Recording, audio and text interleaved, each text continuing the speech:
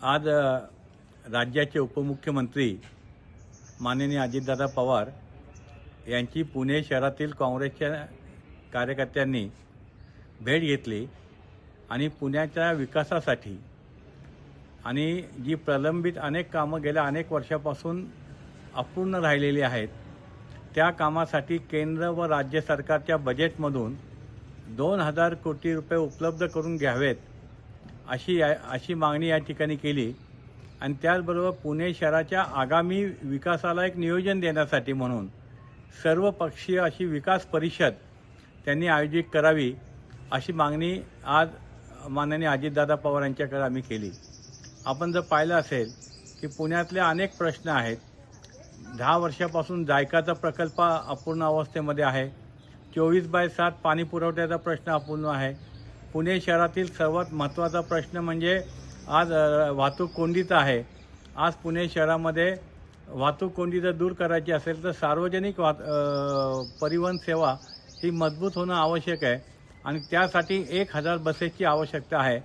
तर त्यावर ताबडतोब अजितदादा यांनी 200 बसेस त्वरित घ्याव्यात असा आदेश PMPLचे जे महासंचालक आहेत त्यांना या आजच दिलेला आहे।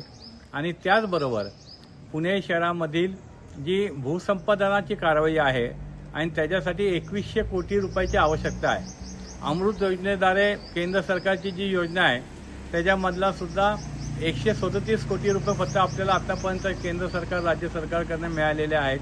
ही रक्कमसुद्धा अपुरी आहे आणि पुण्यातले अनेक प्रश्न जे आहेत ते प्रश्न खऱ्या अर्थाने जर पूर्ण न्यायचे असतील तर येणाऱ्या केंद्र सरकारच्या आणि राज्य सरकारच्या बजेटमध्ये पुणे शहरासाठी 2000 कोटी रुपये त्यांनी उपलब्ध करून घ्यावेत अशी विनंती या ठिकाणी केली।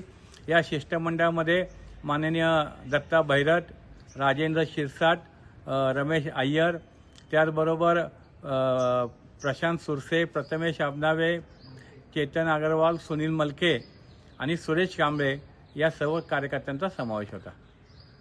पुण्याच्या पूर्व भागातील 1938 पासून ग्राहकांना गुणवत्ता व सेवेची हमी असलेले अग्रवाल स्वीट्स म्हणजे नुसती परंपरा नाही तर चोखंदळ खवयांसाठी मेजवानी आहे। स्वर्गीय मुन्नालाल अग्रवाल यांच्या प्रदीर्घ वारसा सांभाळत अग्रवाल कुटुंबियांनी स्वीट्समध्ये ग्राहकांची गरज ओळखून अस्सल तुपातील पदार्थ आणि तत्पर सेवेचा वारसा जपत फूड क्षेत्रात नावलौकिक मिळवला आहे। हडपसर, गाडीतळ व आकाशवाणी रविदर्शन येथील अग्रवाल स्वीट्सच्या शाखेला नक्की